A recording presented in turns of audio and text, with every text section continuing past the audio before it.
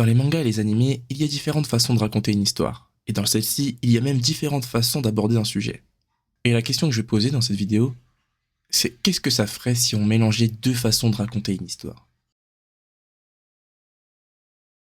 Qu'est-ce qui se passerait si on mélangeait deux façons de raconter une histoire?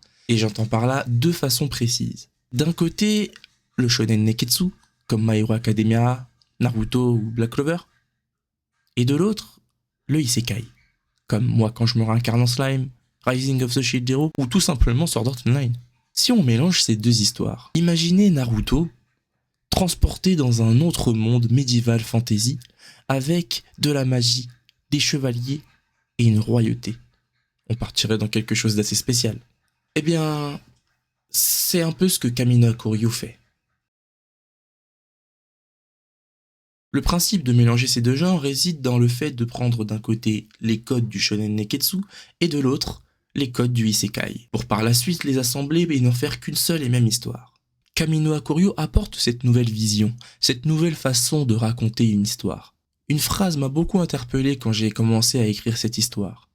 Tout a déjà été raconté.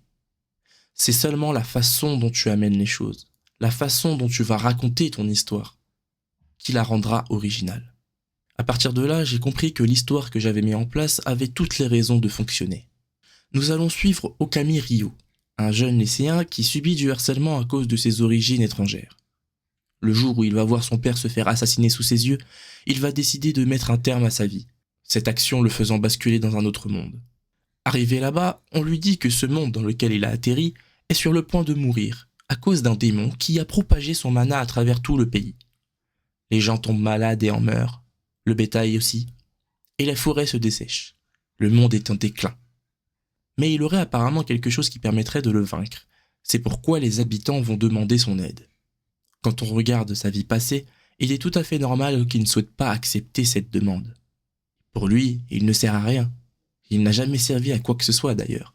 Tout le monde le déteste, il va donc refuser de les aider. Mais, en voyant que les habitants sont dans un besoin imminent, il va réfléchir et décider de partir à l'aventure pour vaincre ce démon. Jusque-là, on est dans une histoire assez classique. Le héros qui meurt pour se retrouver dans un autre monde, un démon qui menace de tuer tout le monde, et bien entendu, un univers de fantasy. Là où on prend une direction différente de ce qui a déjà été fait, c'est au moment où on prend les codes du shonen neketsu. Dans un monde isekai où la magie et la noblesse règnent, de nouveaux codes qui jusque-là n'avaient jamais été mis dans un isekai entrent en jeu. Le héros, Ryo, quand il partira en aventure, découvrira des antagonistes qui seront toujours plus puissants au fur et à mesure qu'il avance dans l'histoire. J'entends par là qu'il ne sera pas fort dès le début. Il va évoluer, tout comme Naruto a évolué entre l'arc de Zabuza et l'arc de la 4e Grande Guerre Ninja. Un élément peu représenté dans le isekai. Évidemment, avant de partir à l'aventure, il devra s'entraîner pour maîtriser son pouvoir que l'on nommera Aidia. Tout comme le chakra dans Naruto ou le haki dans One Piece, Kami no Hakuryo utilise le système de pouvoir nommé Aidia. L'explication de ce concept vous parviendra dans une autre vidéo. En s'entraînant pour maîtriser son pouvoir et en partant à l'aventure pour rejoindre ce démon, il passera par plusieurs arcs narratifs qui le fera évoluer mentalement et physiquement. On évoluera donc avec lui, et je dirais même on grandira avec lui à travers l'histoire. Voilà ce qui rassemble les codes du isekai et les codes du shonen neketsu. Il y a également d'autres sujets qui amènent la réflexion que Kamina Koryo est une originalité. Mais ça, je vous le raconterai dans une prochaine vidéo. Bye.